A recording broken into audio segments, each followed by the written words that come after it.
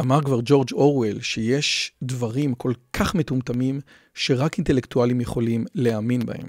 ובשיחה שלי היום עם פרופסור גד סעד דיברנו על הספר החדש שלו, זה Parasitic Mind, שיצא לאחרונה בעברית, פרזיטים, שבדיוק הוא מדבר על זה.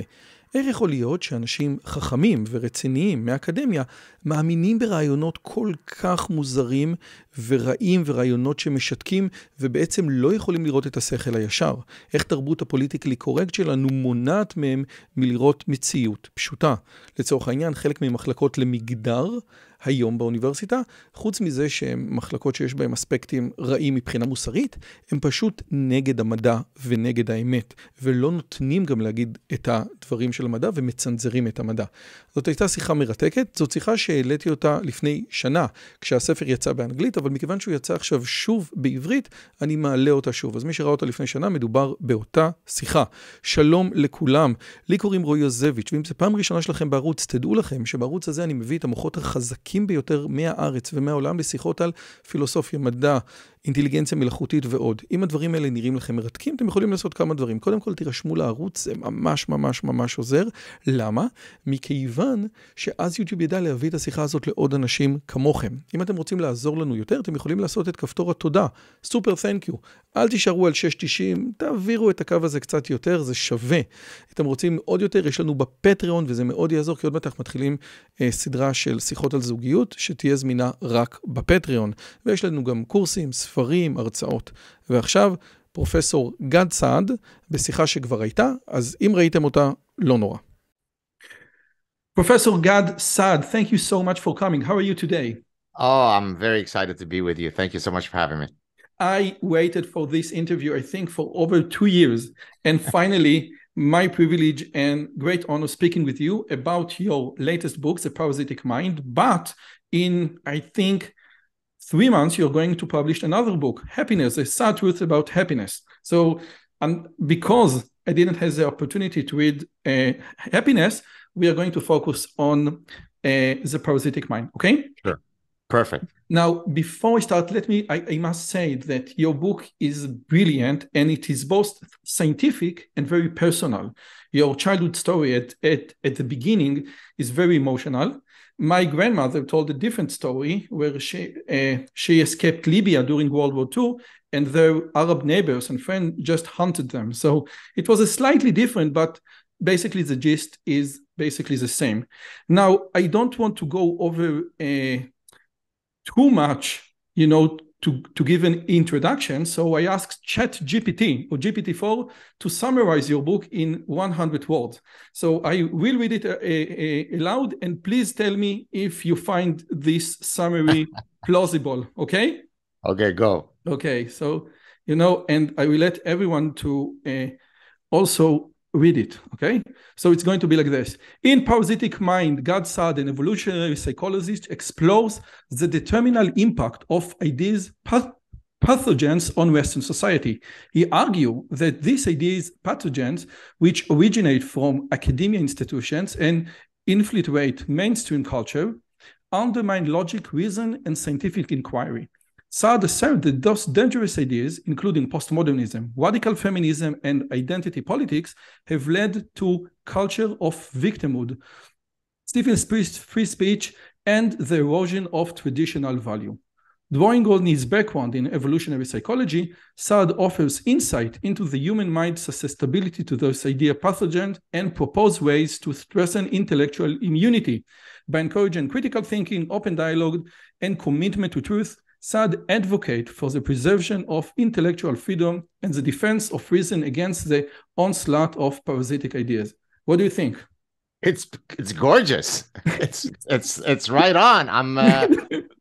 I first studied AI in 1985, and I had always thought that the promise of AI had not been met. But reading that summary, maybe I was wrong. Okay, so this is basically the idea. Very good. Yeah. By the way, I also read the book, so I didn't just summarize it. Right. Okay, but one thing, and I think that this is very, very important, is the idea, and I want again to quote from your book, there are two fundamental ethical orientations that guide people's daily behaviors: the ontological and consequential ethics.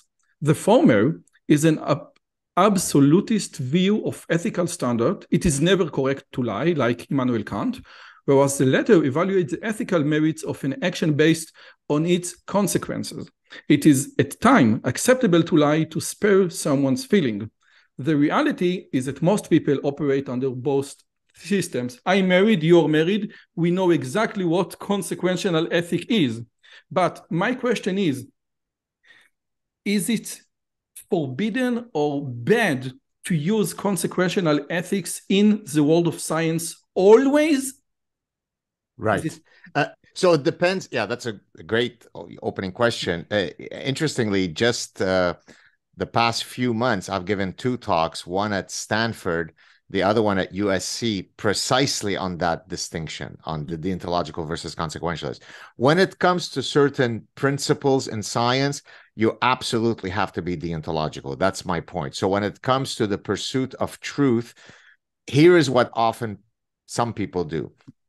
Well, yes, you should pursue truth, but if there are downstream effects that might be negative, then maybe you shouldn't pursue that truth, or you should stifle that truth. No, because that's a very slippery slope, right?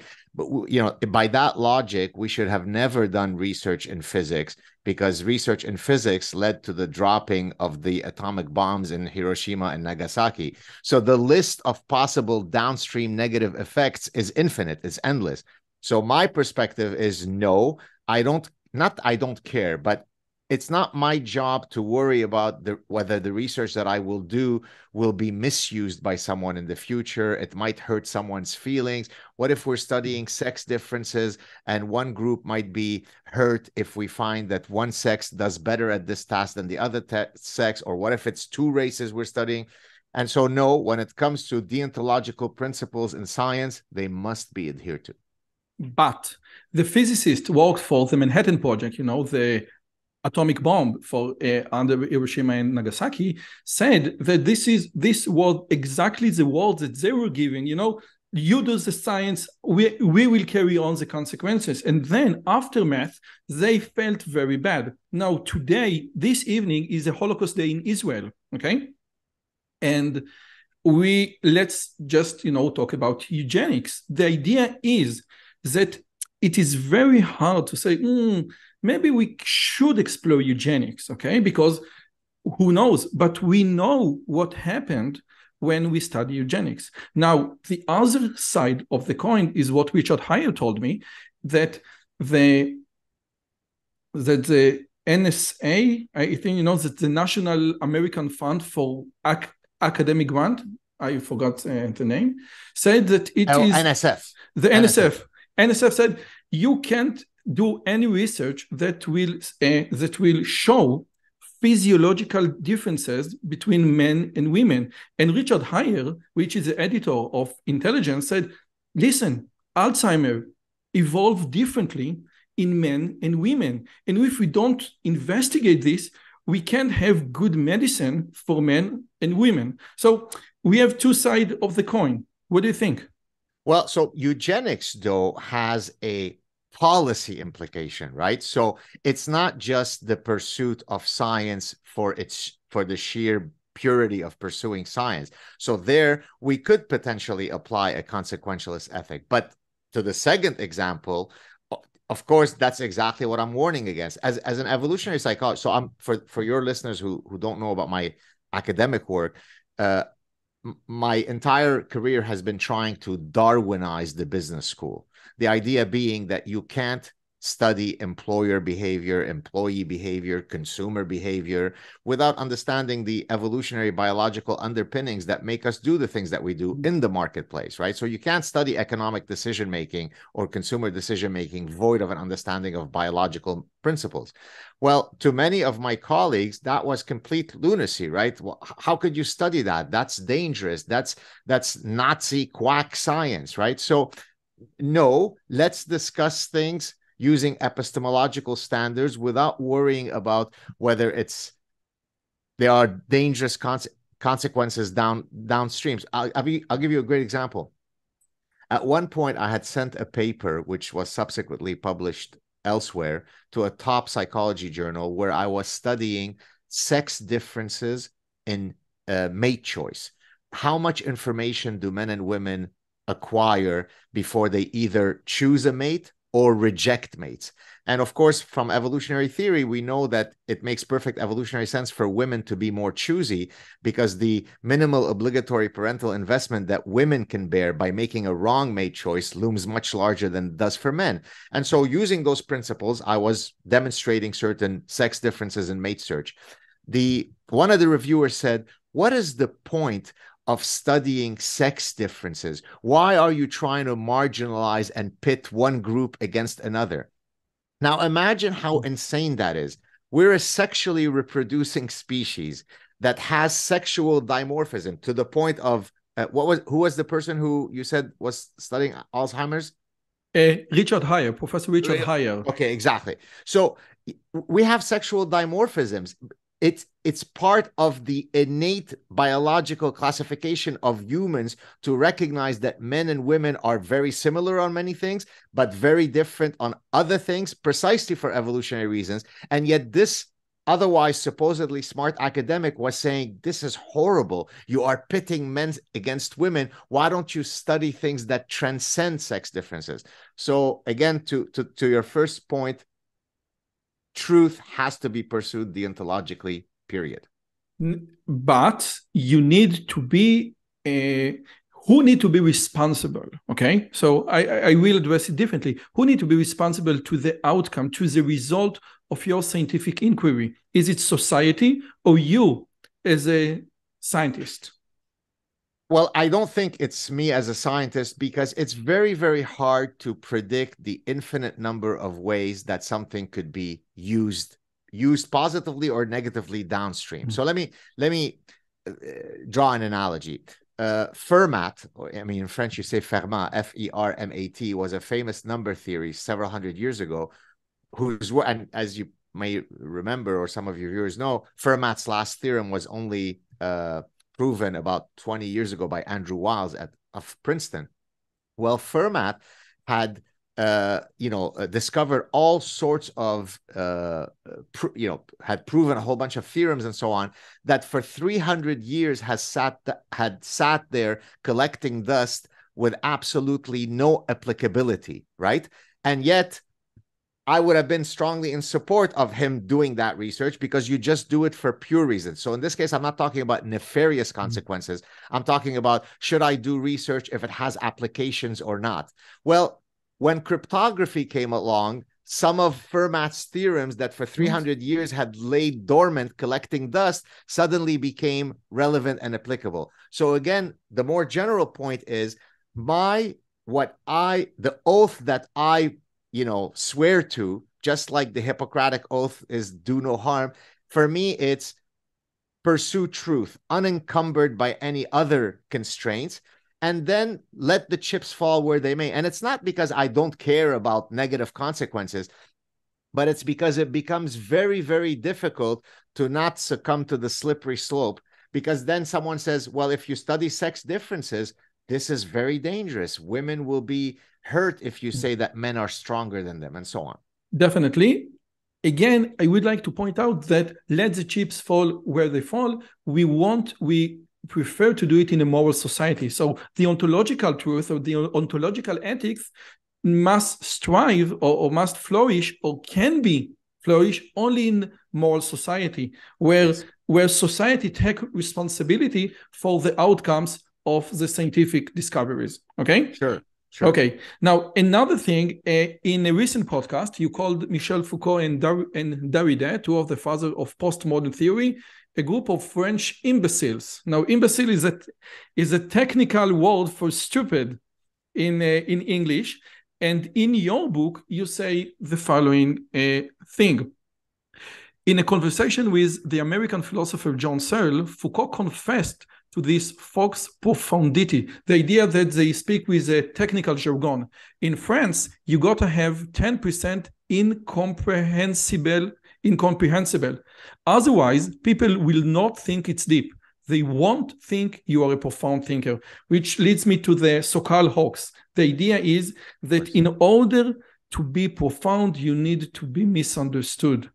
And my question is there any merits to the theory of Foucault? I would argue that there's some merit if you distinguish between humanities and science. If you go to the science, we need to go for the absolute truth. But in the humanities, truth, it is, a matter of perspective. Would you argue? Would you agree? So it depends which elements of whether you refer to Foucault or Derrida or Lacan.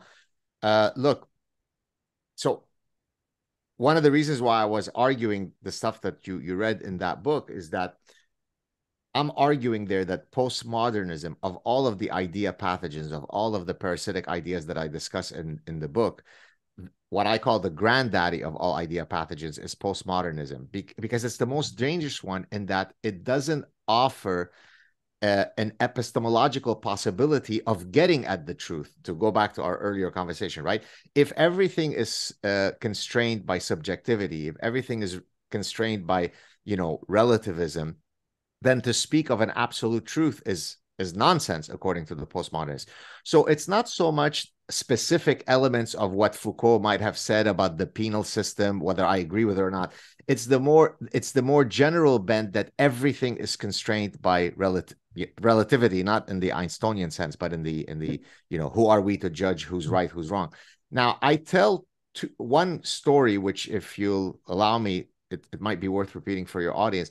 I tell a story that I faced in 2002 when one of my former doctoral students had just defended his doctoral dissertation, and we were supposed to go out to celebrate dinner.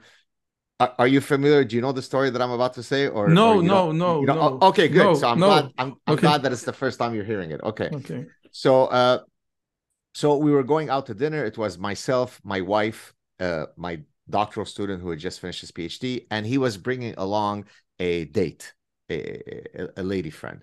And so he called me up a couple of hours before the dinner to say, hey, I just wanted to give you a heads up that the person that I'm bringing for the dinner, she's a graduate student in postmodernism, women's studies, and cultural anthropology. It's going to be an interesting dinner. It's going to be an interesting dinner. So I understood that to mean, hey, let's keep it nice, let's keep it civil, which I always do. I mean, I'm not, an unnecessarily mean person. So I said, yeah, don't worry, I got it. My mum is the word. I'm going to be on my best behavior, which, of course, was a complete abject lie. And so about halfway through the evening, I turned to the lady in question and I said to her, oh, I hear you study postmodernism. She said, yes. I said, there are no universal truths, yes? Of course, other than the one universal truth that there are no. Yes, definitely. Yes. Yeah, so she said, yes, no absolute truths. I said, well, do you mind if I propose what I consider to be universal truth, and then we can discuss, you could tell me how I might be wrong? She said, yes, go for it. I said, is it not a universal truth? Now, this is 2002, so it's way before the transgender stuff of men can have children and men can menstruate and so on. So I said, is it not true that within Homo sapiens, only women bear children? Is that not a fact that we can take to the bank? It's settled. She looked at me completely perplexed by my stupidity and said, no, it's not true. I said, it's not true that only women bear children. How so? She said, well, because there is some Japanese tribe of some Japanese island where within their folkloric realm and mythological realm, it is the men who bear children. So, by you restricting the conversation to the biological realm, that's how you keep us, barefoot and pregnant. So once I recovered from the mini stroke that I had at facing her stupidity, I said, okay, maybe then it's maybe too controversial. Maybe it's too corrosive to discuss such a difficult example like only women bear children. So let me take a less corrosive example. Is it not true since time immemorial that sailors have relied on the premise that the sun rises in the east and sets in the west? So there she used Jacques Derrida's deconstructionism. Language creates reality. And she said, what do you mean by East and West? And what do you mean by the sun? That which you call the sun, I might call, these are literally her words, I might call dancing hyena. I said, well, fine, the dancing hyena rises in the East and sets in the West. And then she said, I don't play those label games. Now, why do I repeat this story over and over again? Because it perfectly captures the cancerous Darwinian dead end of postmodernism. If an otherwise supposedly intelligent graduate student at a leading university sits down with me and we can't agree on the two fundamental facts that only women bear children and that there is such a thing as East and West and the sun, you know, the star called the sun, well, then where do we go from there? Then there's going to be a complete bifurcation in our ability to have any meaningful conversation. So this is why in that section that you refer to when I'm talking about the Foucault versus Searle thing, I call them intellectual terrorists because they're akin to terrorists because they're blowing up our shared understanding of common meaning.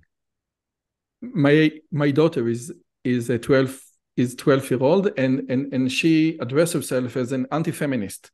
Okay, because we live in a very anti-feminist family. And she has a meme say, did you just assume a gender? This is very offensive. So it's like a meme in our day. This is just assume a gender. It's very offensive. Very good. We, without further ado, let's move on to the more to the harder questions. The one thing that I want to address is the topic of maladaptive beliefs or maladaptive positions. Now, according to basically, I would say that your recent book addressed those kinds of beliefs or positions that they are maladaptive. Now, according to evolutionary psychology, maladaptive beliefs will be extinct because they are maladaptive. And first and foremost, the number one evolutionary enemy is not having children. So we can take abortion, for example, you know, the fight for the right to have abortion. Now, you can make it, you have pro-life and pro-choices arguments, but it seems that the fight is much more emotional. And my question is, would you say that the concept of, for example, a double income, no kids, or even very small family is against evolution? Wow, that's a great question. So there are several ways that I can tackle that. So let me first link it to actually some of my earlier books. So in this book right here, The Evolutionary Basis of Consumption, and this book right here, The Consuming Instinct, I have chapters where I talk about the evolutionary roots of dark side consumption. Dark side consumption are phenomena like pornographic addiction, pathological gambling, eating disorders, compulsive buying, excessive suntanning. Now, why am I mentioning those? Because those are maladaptive behaviors. If we are adaptive creatures, why is it that it is so easy for us to succumb to these temptations? And what I explain in those books is that the evolutionary way that you explain maladaptive behaviors in many cases, it's because it's a adaptive mechanism that misfires, that, for example, can become hyperactive. So in the case of, let's say, OCD, obsessive compulsive disorder.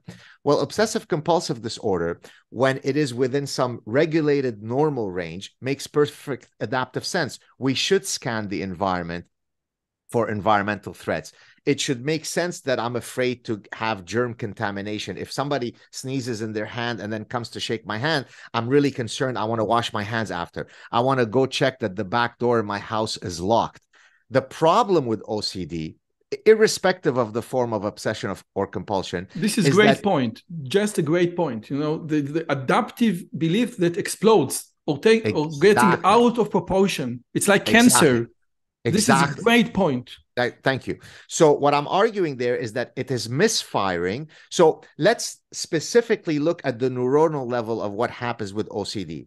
So there is a flag that rises that says, please check environmental threat.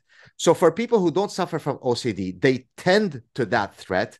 The flag goes down and I go on with my day. That's perfectly adaptive. What happens to the OCD sufferer is that the second that they attend to that threat, the flag goes down, then the flag goes back up. Now I'm stuck in an infinite loop of doubt, so that I spend 8 hours in front of the faucet, cleaning my hands with scalding hot water. I don't go to work because I'm too busy spending 7 hours cleaning my hands. The skin is falling off my fingers.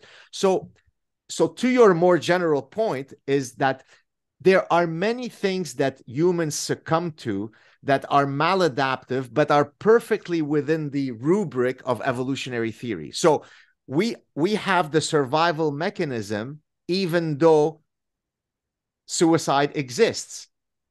We are a sexually reproducing species, even though homosexuality has not been selected out.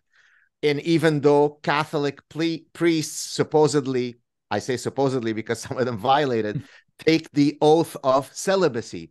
So the fact that you have manifestations of maladaptive behaviors doesn't serve to bring down the edifice of Darwin. As a matter of fact, it is perfectly consistent with evolutionary theory. I hope that I've answered your question. Yeah, but this is great. And then we came back to your book, The Parasitic Mind, about the idea of pathogens. And this is maladaptive belief. And I can say, I would like to, with your permission, distinguish between OCD, sure, which has no physiological, no neurological roots, traces, and no kids, which has, I would say, which is much more culture-oriented decision.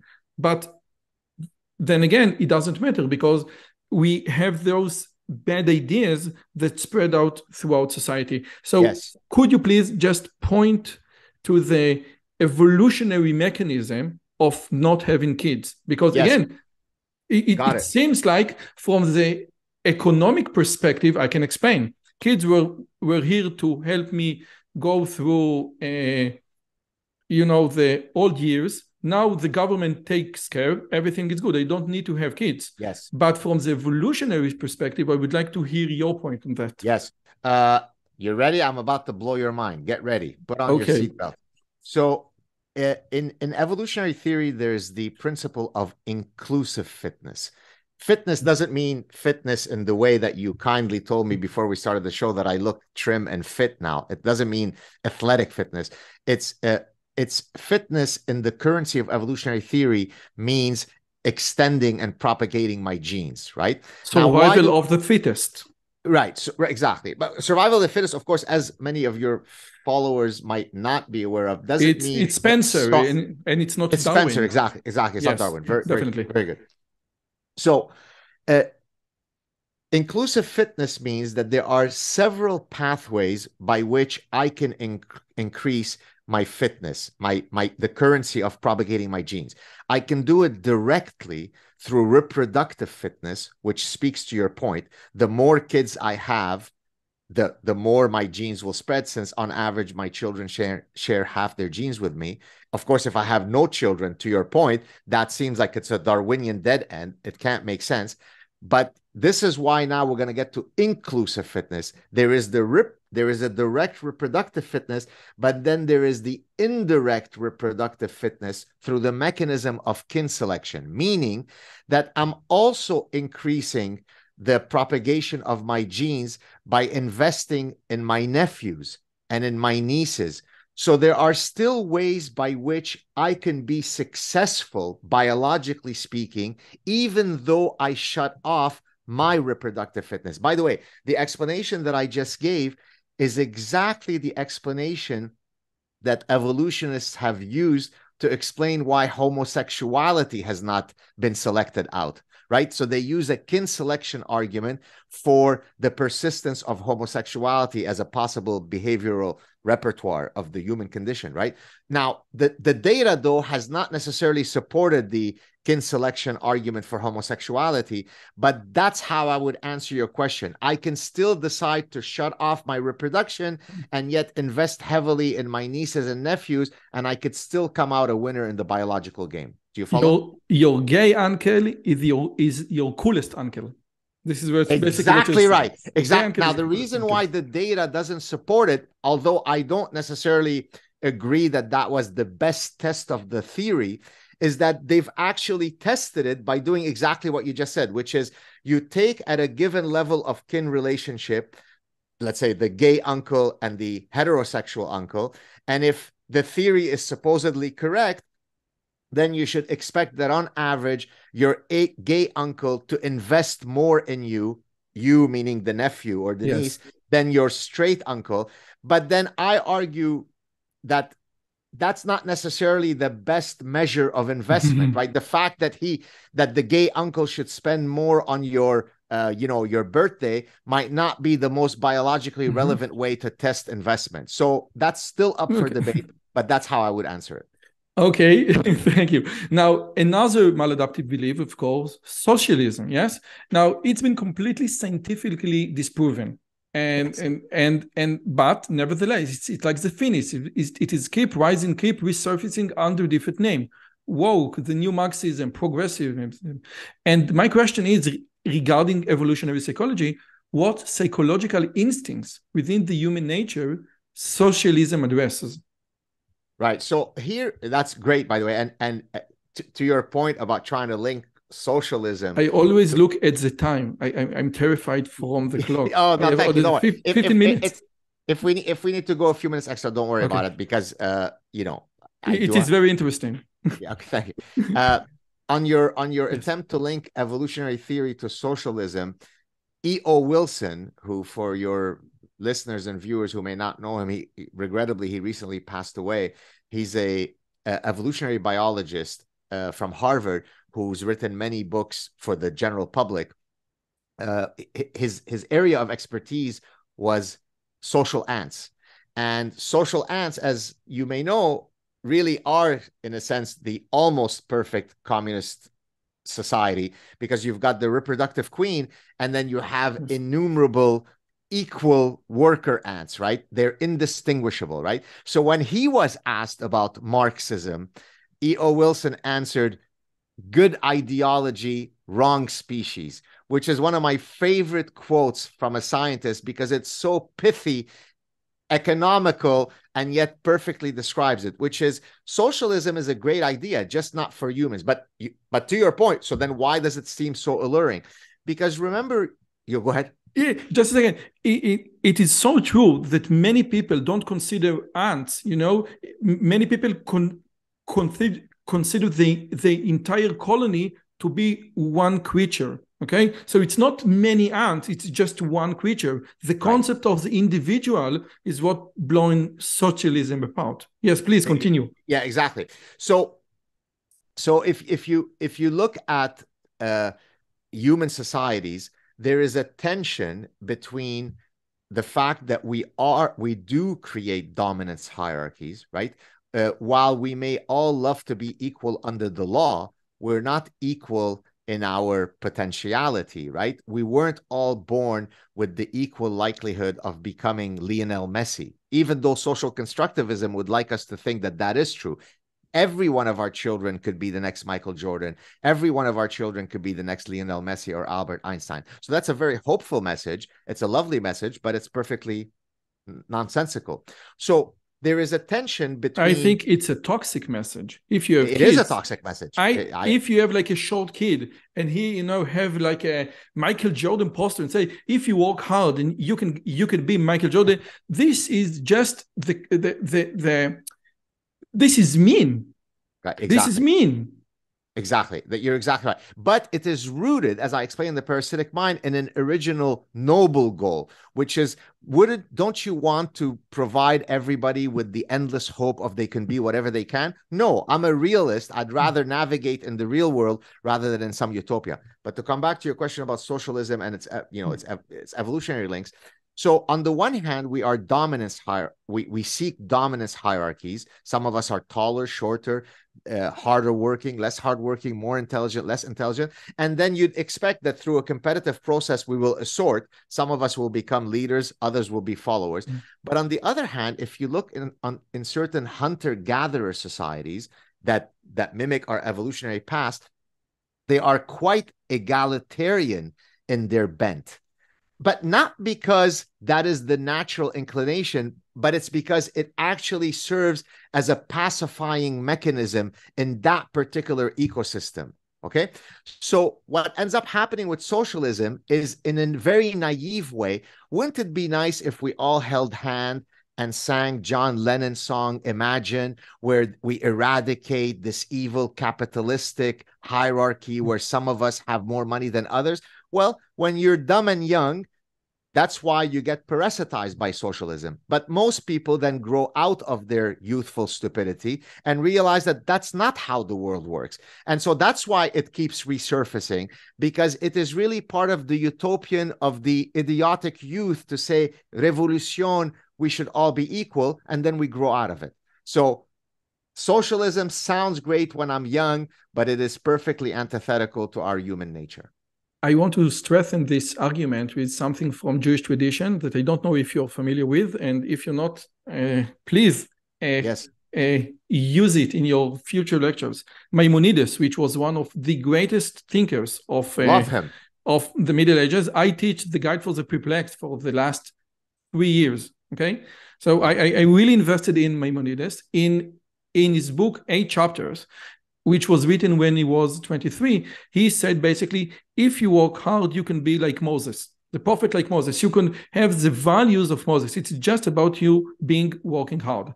And later on in Mishneh Torah, when he was 40, he said, no. He looked around, he said, just a second, not everyone is Maimonides. Wow. Not everyone. He said, some attributes of some virtues or some attributes of your psyche will permit you, will stop you from being Moses. If you are in your essence, you're an angry man, you will not get to be a prophet. And this was like a transition when he became older, and saw the world. Yeah, that's beautiful. Well, that shows you, by the way, that he had epistemic humility, which basically means that he was humble enough to change his position as a result of incoming information, which by definition is the hallmark of a great mind, right? Because most people, once they're anchored in the position, nothing is going to move me from my position. I'm right because I'm right because I'm right. So great kudos to him. 2 stories that I think you would appreciate about Maimonides. One comes from this book, and one comes from the forthcoming book that you kindly mentioned. About happiness. About happiness. So let me start with the forthcoming book. So I have an epigraph, so the opening quote of a chapter in one of the chapters, where I'm talking about the old ancient Greek maxim of everything in moderation, which Aristotle had talked about, the golden mean, right? The soldier who is too cowardly is not good. The soldier who is too reckless in his courage will die. He's not good. Somewhere in the middle is the golden mean. Well, Maimonides has a very, very similar, which I'm sure you know of, yes, very similar quote, which I use in the epigraph of that chapter. So that's Maimonides' story number 1. Now, here's another one that's I think you're gonna really be excited by. In the evolutionary basis of consumption, at one point I'm talking about philanthropy as a costly signal, right? So acts of great generosity that serve as a costly signal. Now, in biology, what a costly signal means is that for a signal to be diagnostic, the emitter of the signal has to carry a cost for him. Otherwise, everybody you need to put your tattoos over here, where no shirt is covering your tattoo. Very good. Tattoo exactly here right. is much less signaling than tattoo over here. Exactly right. Very good point. Right. And actually, I think that there is a paper that looks at tattoos as a costly signal. So your intuition is exactly right. Now, as I was talking about philanthropy as a costly signal, I then, in that section, I discuss the 8 levels of tzedakah that Maimonides talks about. And even though he did not couch it in the language of evolutionary theory, he is a Darwinian being. So he is a great mind. And so let me explain what he talked about, which I'm sure you know. So the highest level of tzedakah, kind of a charity. Well, charity. It's exactly. not charity, but because charity is something that you don't need to do. Tzedakah comes from the Hebrew word tzedek, justice. You must give the charity. It is not up to you. Yes, please continue. So the highest level, which he recognized is seldom achieved, this is incredible. It gives me goosebumps just to mention that 1,000 years ago, this guy had that insight. It's when the receiver of the act and the altruist do not know each other's identity. Why? Because then so now go back to evolutionary theory, because then I could not get the reputational benefits of doing the act, right? So when you see, for example, it's the Gad Saad cancer ward at Tel Aviv University, even though it looks like it's a very charitable act that I did, but guess what? There is vanity in there. It's the Gad Saad. It's not the anonymous donation. And even when I say that it's anonymous, it's really not anonymous, because the important billionaires that go to the same party as me, believe me, I'll be sure to tell them that I am such a good guy. But Maimonides knew that the only way that you could avoid that, hence the highest level, is if there's no way for each of the two parties. But it goes two ways. You don't get to, to brag, but the guy who were given money don't get to be ashamed. And he knew that a shame is a destructive force in human life. Okay? Beautiful. Okay. Now, another thing, and wow, we don't... Israel, okay? Yes, Would sir. you say that Israel have any particular role in the anti-PC or woke battle? And the theory goes like this. Israel is the most politically incorrect country on earth. So people don't like the mere fact that we exist, let alone our unique psyche. We are very confrontational. We are anti-totalitarian. And I might say that this is part of the Jewish tradition or the Jewish heritage from the time of Abraham, breaking idol and defile authority. And what would your take would be on the specific roles that Israel has regarding this battle? And I will say that evolutionary psychology as the discipline almost doesn't exist in Israel. So we are very anti-PC. That's interesting. So I don't know. Maybe I'll turn to your greater expertise about where would you say that Israel ranks on the woke meter? So if you assume that Sweden, Canada historically are the super woke, where is Israel? Is it closer to Hungary, which is super anti-woke, or is it closer to Canada? We have, I think, no. It is closer. If I need to just, you point a gun and say, okay, choose, I would say it will be closer to Hungary. And there is a very big battle and debate, because what we have here is religion. The Torah said, the Bible said that gay marriage is forbidden, and the ultra-Orthodox parties in the Knesset, in the House of Government in Israel, say, we don't care about Western society, we don't care about Western value, we have the values of the Bible. So I think that what the ultra-Orthodox do, and many other people say, we have like a counterbalance again woke and again progressivism in the light of the Torah or the Bible. So the religiosity serves as an inoculation against the woke definitely. Ideas. Yes.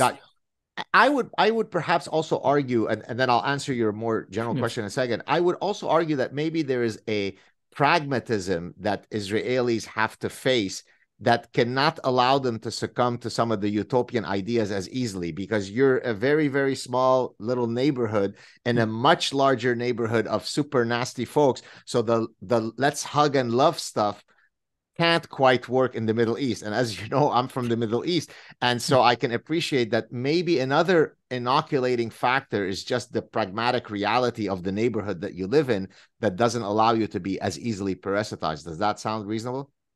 I think, yes. It's like we don't believe in UFOs in Israel. Okay?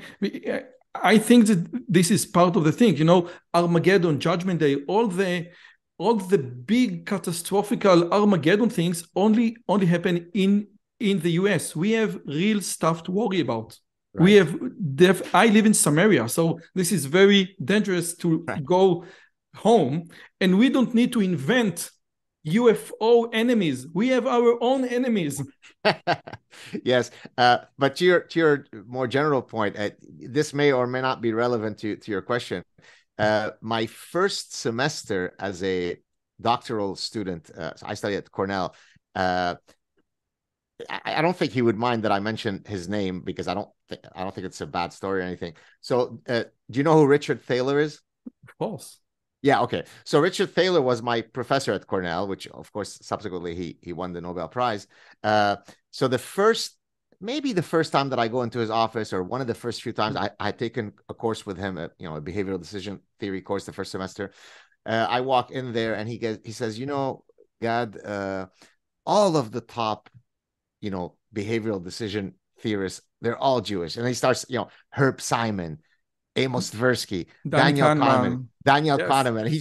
And he goes, don't worry, a good Jewish boy like you're going to succeed, or something to that effect. So, there's a real, because often people think that because I'm not someone who's very practicing in my religion, that somehow, I've walked away from my Judaism. Nothing could be further from the truth. As a matter of fact, very few people have lived their Judaism as cleanly as I have. I had to put on running shoes and run really fast to avoid the guys who were trying to decapitate me, right? So I think one can be very, very, very committed to their Jewish heritage without necessarily being very much of a practicing person. I don't know if that in any way relates to your question, but I thought I would mention that to your audience. And again, today is a Holocaust Day in Israel, and Tommy Lapid, he was a Holocaust survivor, and say, I don't need to define my Judaism because Hitler did it for me.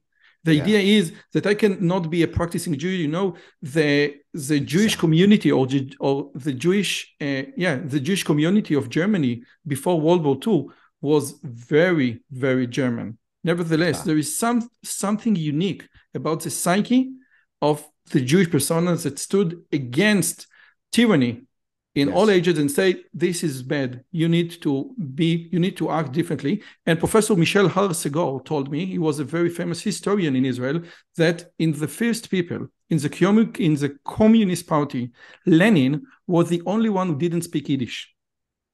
Wow.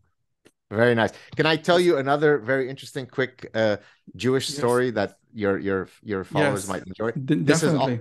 This I discuss it in the Parasitic Mind to speak about the Jewish obsession with knowledge.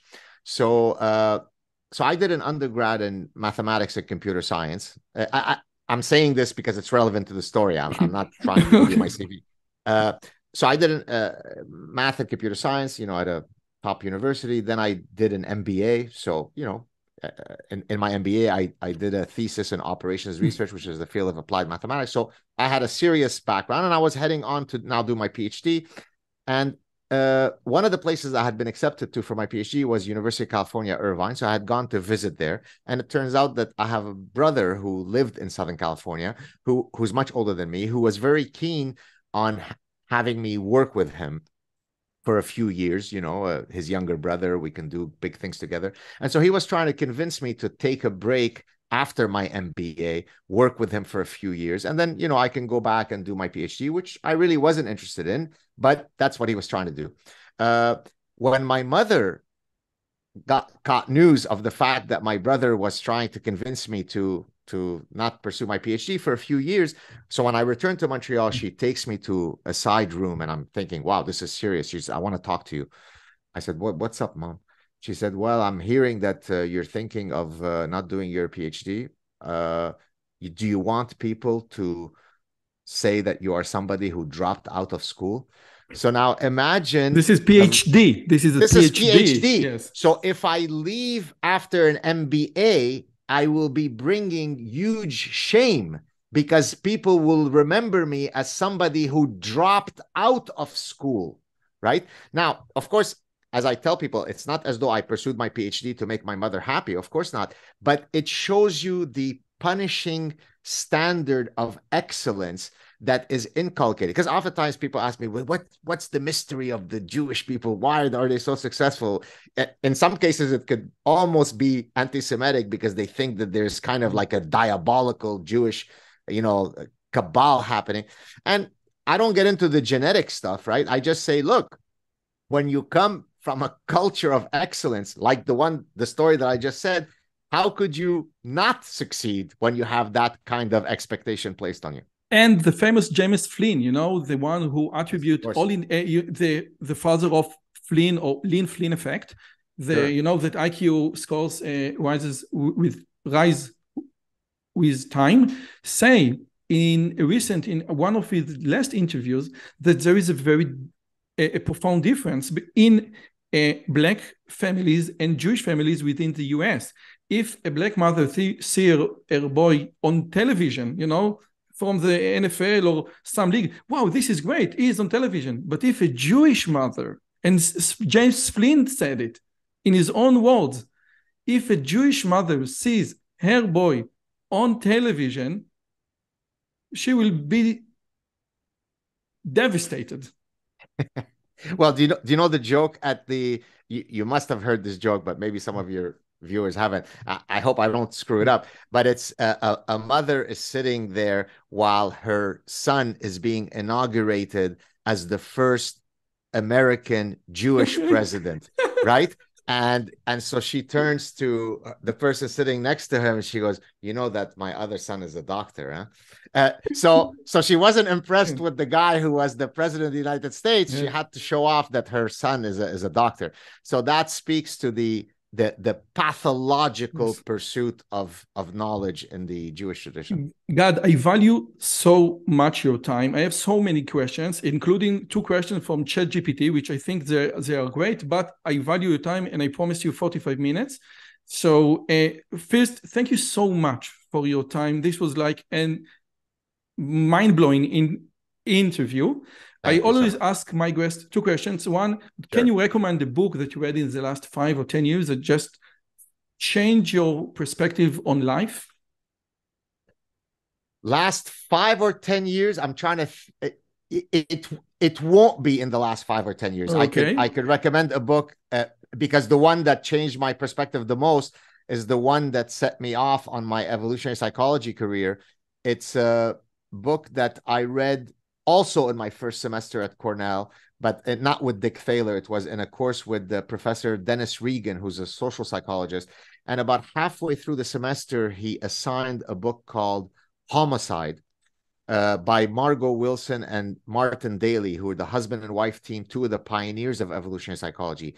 And in the book, what they do is they look at patterns of criminality from across the world and across time periods, and they demonstrate that there are certain universals, certain regularities that happen precisely for evolutionary reasons, and therefore their application of the there it is. That's the one. Thank you. So their application of the evolutionary lens to explain all these patterns of criminality completely blew my mind. I couldn't believe the explanatory power that the evolutionary lens was affording. And that's when I had the epiphany. Aha, I will use exactly this evolutionary lens to study psychology of decision-making, consumer psychology, economic decision-making. So that would probably be the book that from my scientific career was by far the most influential.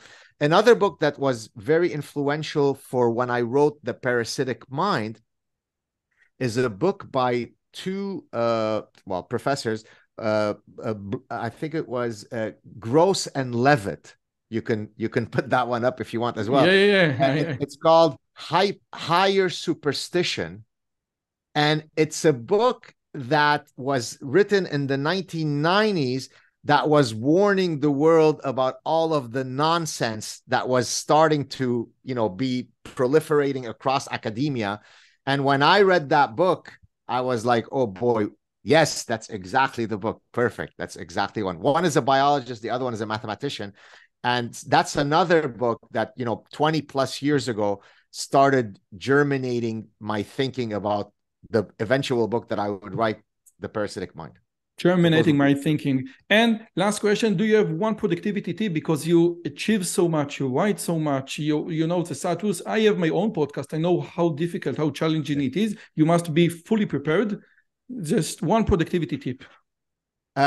So it's going to be sort of 2, if you don't mind. Forgive me for not adhering to your thing.